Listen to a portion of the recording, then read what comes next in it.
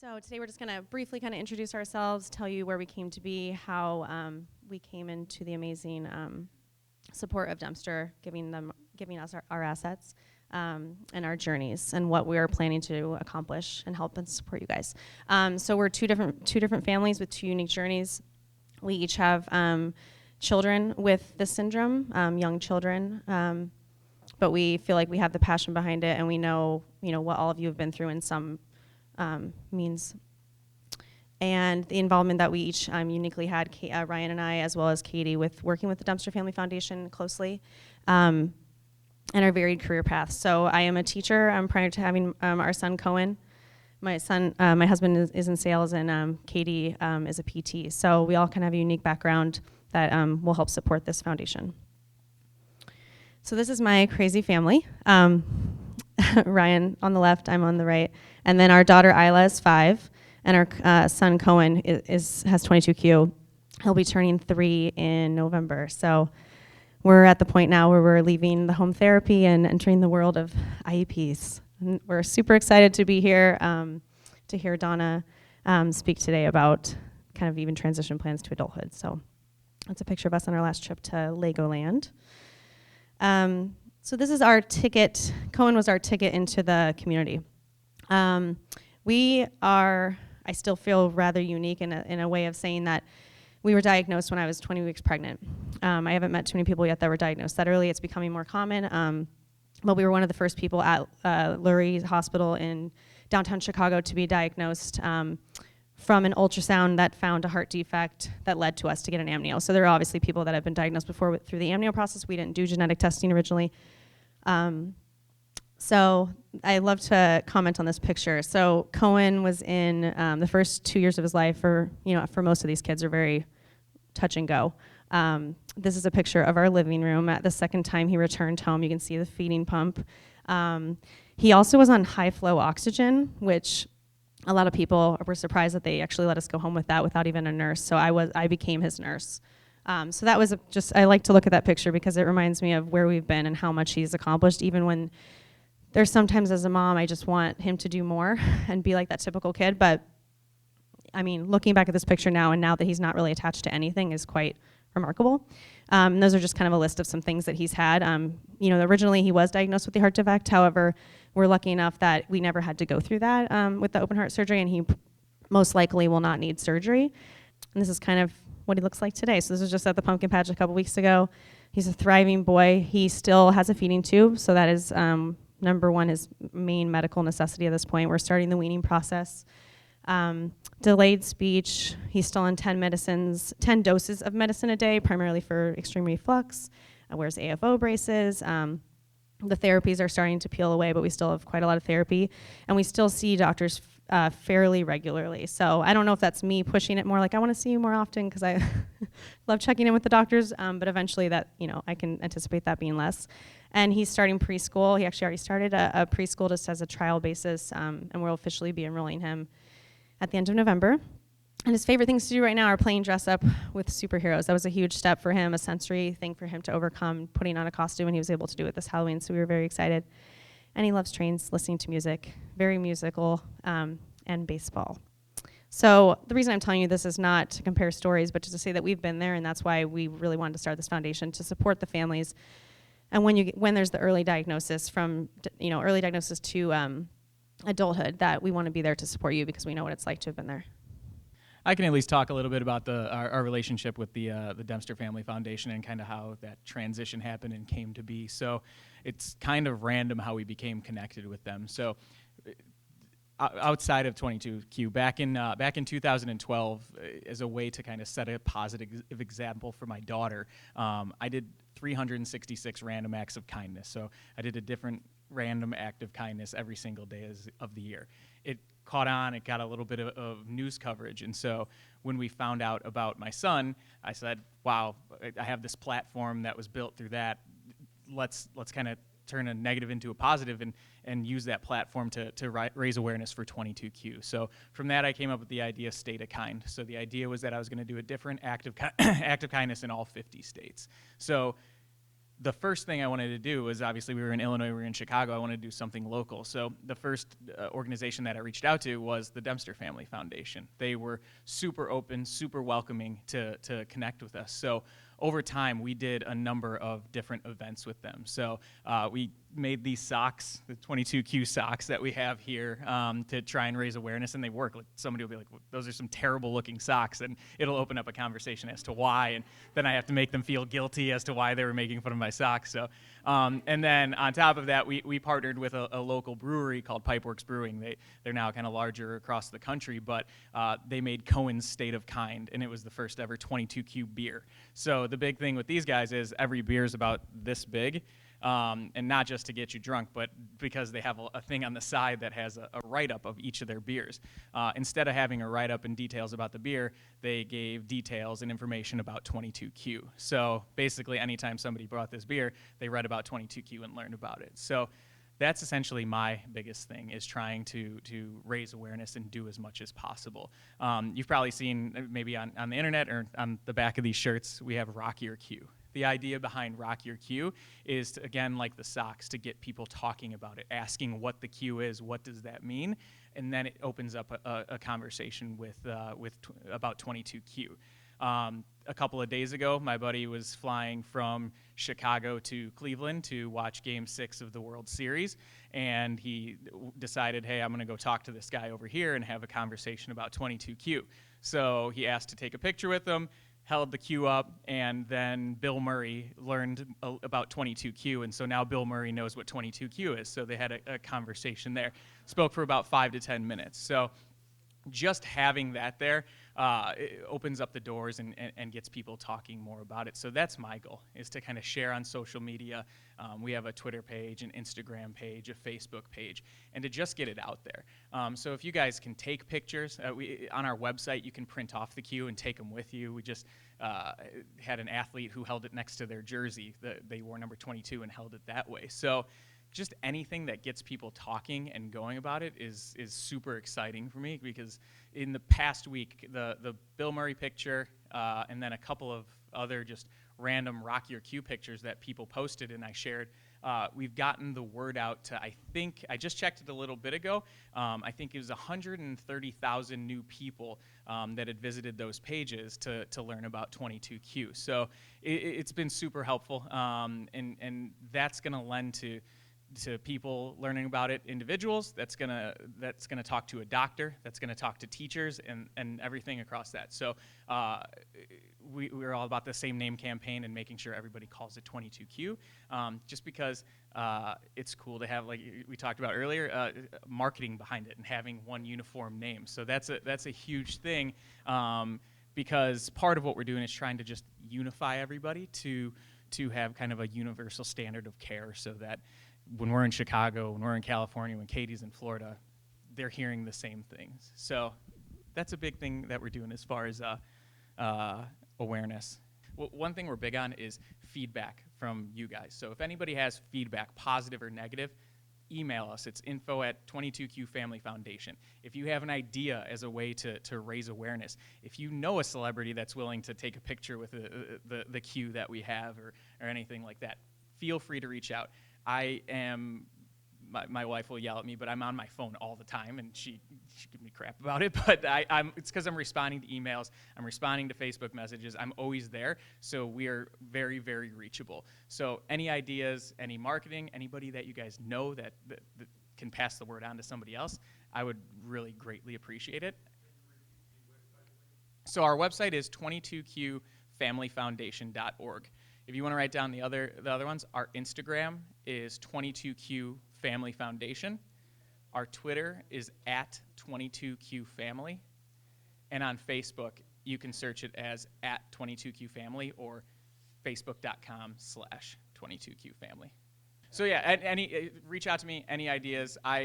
I'll pretty much do anything, as like I did with the 366 random acts. I did some horribly embarrassing things during that, because I'm willing to do basically anything to raise awareness. If somebody is a seamstress and can make a giant Q costume, I will walk from Los Angeles to New York to raise awareness. I don't care. I'm willing to do anything, so come up with ideas, let me know, and I'm willing to do them.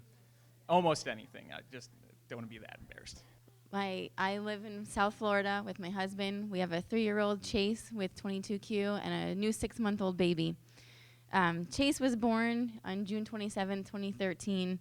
He came into this world surrounded by a NICU team. They were waiting for him to make his grand entrance. At 32 weeks, I found out I had polyhydramnios, and nobody could connect the dots to what was wrong, but they knew that something was wrong. And so at 39 weeks, they made the decision to induce.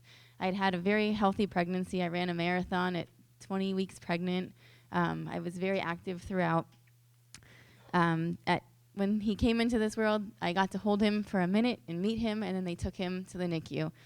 The next time I saw him, he had an NG tube, an IV, on oxygen. The 2 weeks in the NICU were like a whole different experience that I'd never had before. Every day that we were there, a different doctor came to tell us about a different issue that our son had. I'm sure it's a similar story with a lot of people in our community. On the first day of life, we found out that he had a hole in his heart. Then the next day he had reflux. Then the next day he had a congenital malformation of his foot. And by the time we left the hospital 10 days later, we now had 12 specialists that we had to see in the next coming weeks.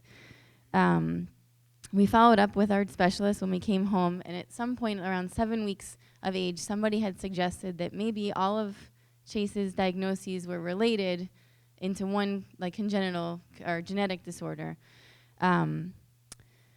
We Googled and we found 22q, and we kind of like put in all of like the 3 major things that we were dealing with.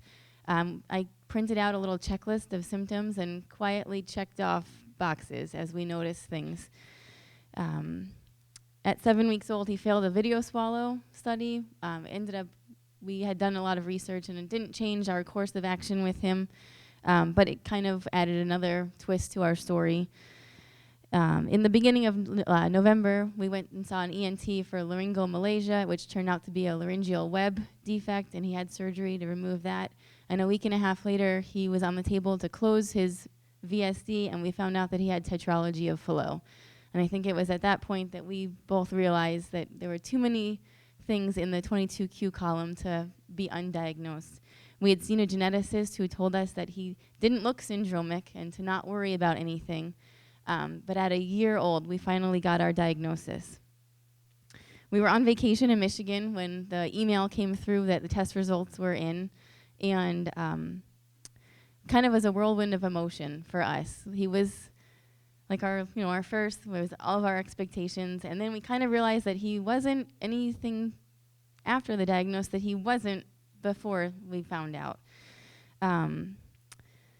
We spent the next couple months dealing with a couple of extra things. We've had a lot of problems with constipation, and so we've had some hospitalizations for that, for fevers. We just actually 2 weeks ago, got RSV that landed us in the hospital with dehydration and some other issues. But otherwise, he's kind of beating the odds. We tease that he's like the kid that doesn't know that he has any issues.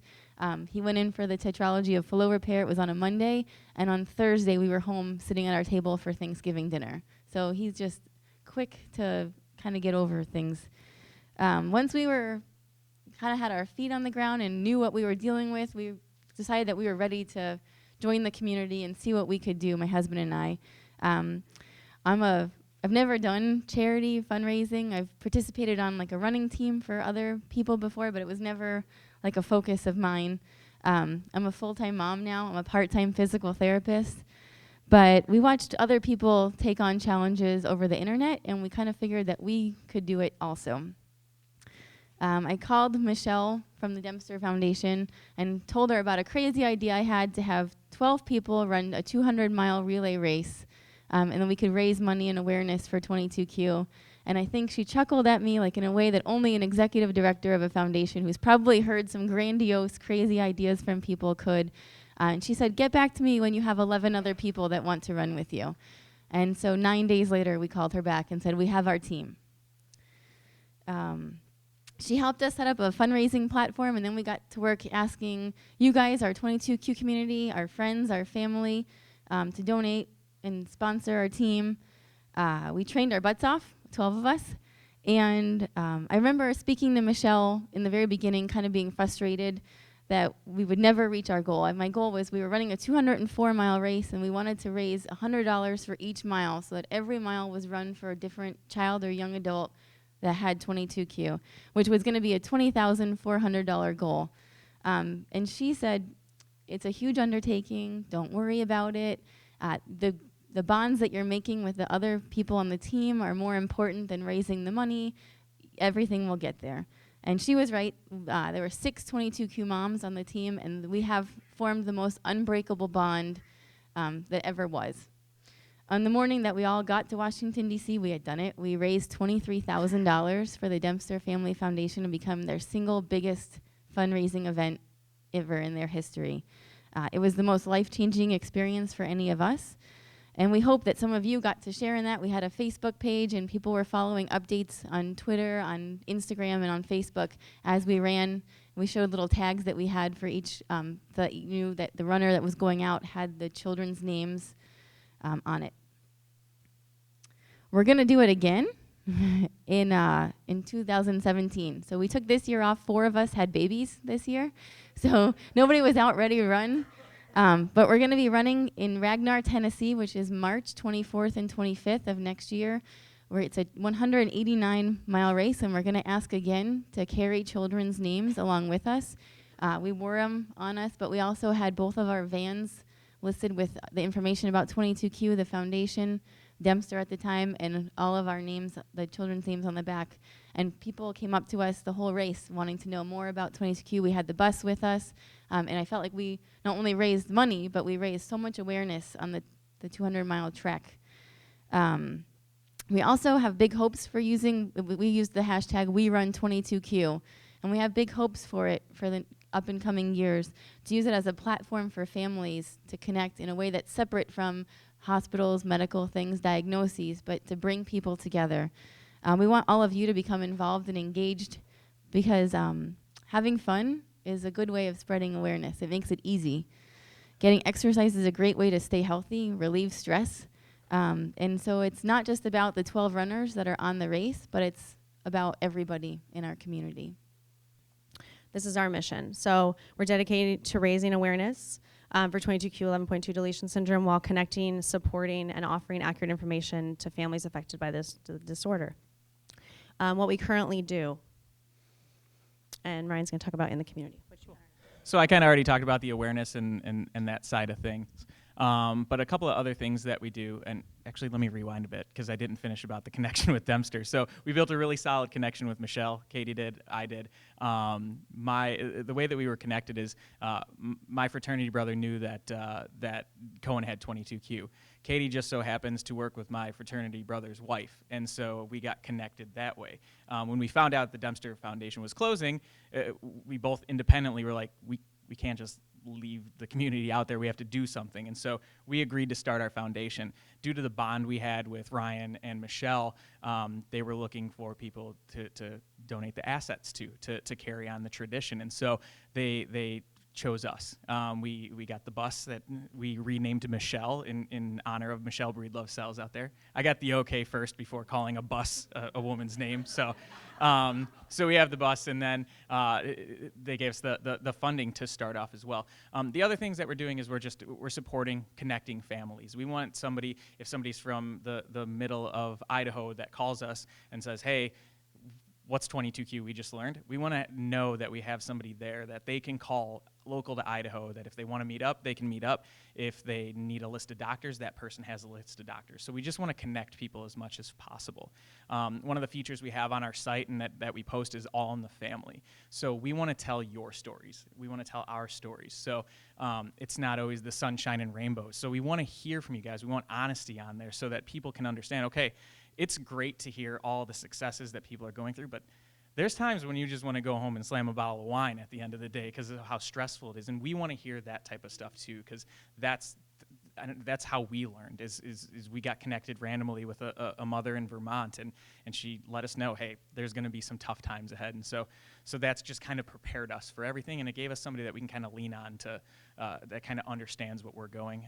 The other thing we do is we're doing get well and bereavement cards. If we know somebody's in the hospital, if we know a child's in the hospital, if we know, unfortunately, that we lost somebody, we want to connect. We want to send them some get well or some condolences to the family that we're doing. So if you guys know of anybody, feel free to reach out and email us. We can't keep up with everybody out there, and we try to do as much as possible. But if you have somebody you want us to reach out to on your behalf, on the foundation's behalf, let us know, and we're more than happy to do that. There's the picture of Bill Murray from the other day. There's the picture on the marquee right before the Cubs won the World Series. So that's pretty amazing. And that's all the links to the foundation. Now, if you guys want to write it down. And I was going to finish up with what we currently are doing for all of you. So in the classroom, and we are so lucky to have inherited Donna Cutler-Landsman, who will soon be talking to all of you. She kind of came to us along with the assets from the Dempster Family Foundation, and it's a unique thing that not most foundations starting out get someone like her. So we supply a direct service to all of you called the Education Station. Some of you met on the bus with her today. We have it on our website. You can apply on Education Station. And some of those services that we include are IEP support. If you're not familiar with what an IEP even is, she can walk you through that. But also, being at the meetings, fighting for your children, getting proper testing done, transition plans for adulthood, applying to SSI, and some of this she's going to talk on today. But it's a service that, depending on your circumstance and child, that we can tailor to your needs and to help give your child the best success in school, because we all know that school is hard generally for kids, and then to have this, extra thing kind of thrown in there, especially when it's so unknown I used to be a teacher, and I'm sure I had a kid with 22Q in my class, but I did not know. So just a couple stats. Last year, the Dempster Family Foundation had started this amazing Education Station program with Donna. They were able to service 107 students in 56 districts, and had 45 cases where proper testing was added that wasn't currently on the IEP, and 17 transition plans. And then these are our current upcoming, long-term plans, as we want to expand advocacy services in place to reach more people. Create a model for transition planning. Attend educational conferences to raise awareness with educators. I know I would have been great if I would have known about 22Q, because I honestly think there were a lot of kids that I probably taught that I could have helped their families. Retain a special education attorney for those special cases that might go to due process because the district is not servicing those children properly. Enlist therapy services. Donna has an education background, but it would be nice to have a PT, OT, a speech therapist on hand at some of these meetings to support what they need. Provide free webinars to special education directors, and put in place a young adult mentorship program. So that is kind of like some of our future goals. We need you guys, like Ryan said before, this is for you, but we want your feedback, we want your support. Yes, we have kids with 22Q, but they're only 3. So we don't know, for many of you that have the older kids, what that's like yet, and we want to be able to service you and provide the things that you guys need. We're also looking for volunteers at this time. Any skill set you have, I've talked to some people outside about IT experience. We're having some issues with our website. So things that can save us money on overhead-wise so that we can put all of the money into Education Station and other direct service programs that are going to help and benefit your kids. And then with fundraising, and like Ryan said before, any ideas you have for fundraising? I mean, Katie approached Michelle Breed Love Cells for Dempster and made it the most money. Thank you. But any ideas you guys have? We also have this amazing app called Mobile Cause, which allows us to take online donations, but also through text message.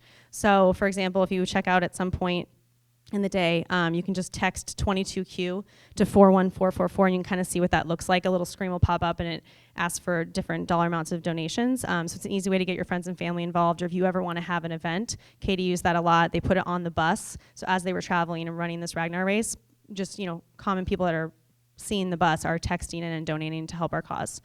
So that is it. We're super excited.